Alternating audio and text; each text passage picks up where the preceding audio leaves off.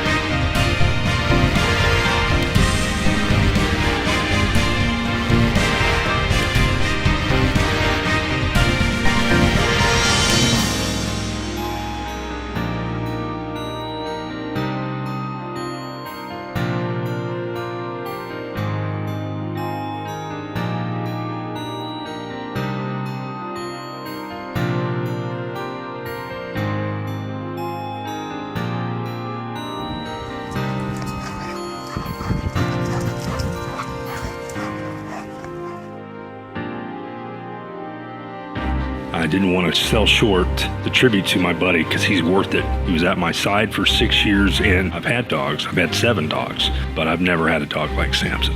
He's going to be missed. He's that once-in-a-lifetime companion.